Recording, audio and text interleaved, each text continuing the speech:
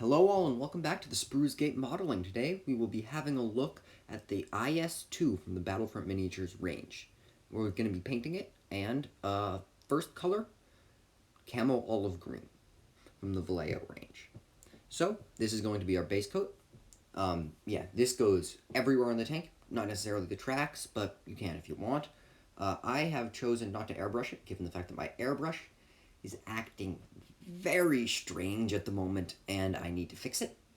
Um, but yeah, everywhere for this.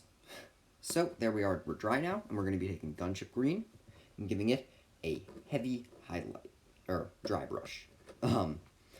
This is to lighten the color up a bit, and do some shadows. And this is everything that you base coated with Camo Olive Green.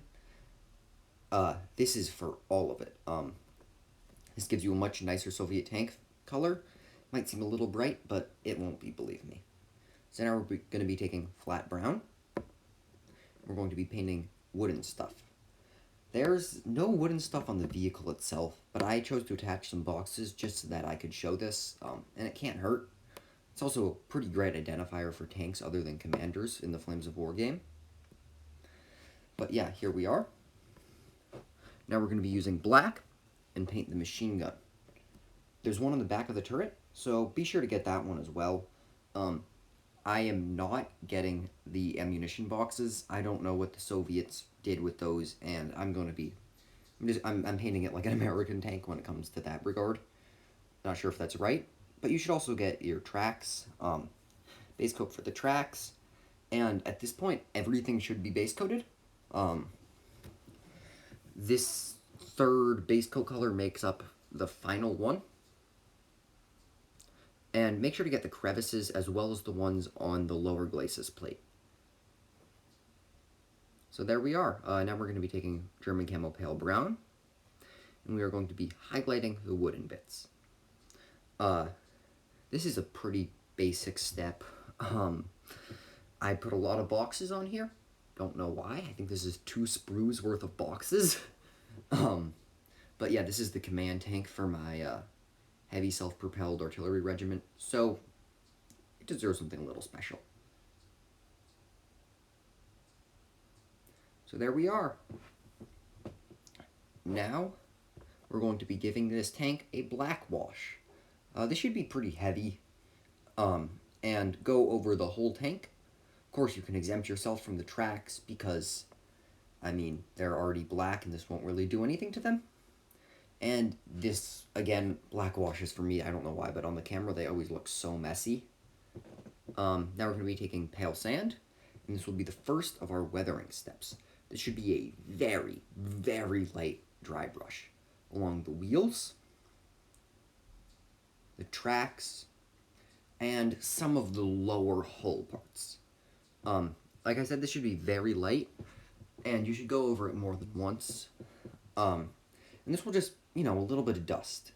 But like I said, really not too heavy. I'm also, so like I said, some of the lower hull bits, mud guards, and now we're going to be taking strong tone, and we are going to be pin washing this. As always, panel lines is probably the most important thing to go for. This is our real depth watch. The black one was just to tone down some of the paints. But panel lines, there's a lot on this tank, given, Russian construction as a whole. You're going to wash all of the boxes in their entirety. I always like to do this on wood, just makes it look a lot better. And, like I said, all seams, basically the entire engine deck, because of all the details on there. And, yeah, details. So, there we are. Now we're going to be taking Gunmetal Gray. And we are going to be highlighting with a light dry brush the machine gun and the tracks. Like I said, remember to get the lower glacis plate. I have forgotten to do those in the past, and you don't want to go back.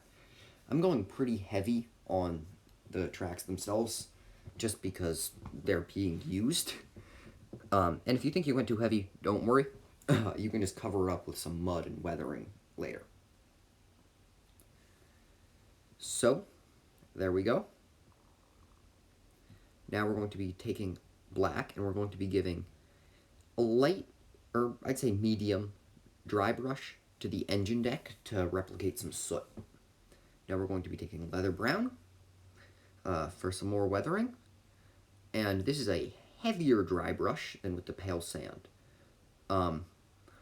This should go all lower areas of the tank. This is basically just dirt buildup. Also put this on the tracks because if anything's going to build up dirt, it's the things that are being dragged in them all day. Mud guards are especially important given the fact that it's literally their job to catch mud. But yeah, I'm just going back over some of the areas that I did pale sand with. So now we're going to be painting a turret number on this. I saw multiple pictures of messy Russian hand-painted turret numbers, and I've decided to go for that look. I like it more than the clean decaled look. I'm putting a big old 301 on this. It's one of the numbers that I found from source pictures. Thanks for watching. Bye.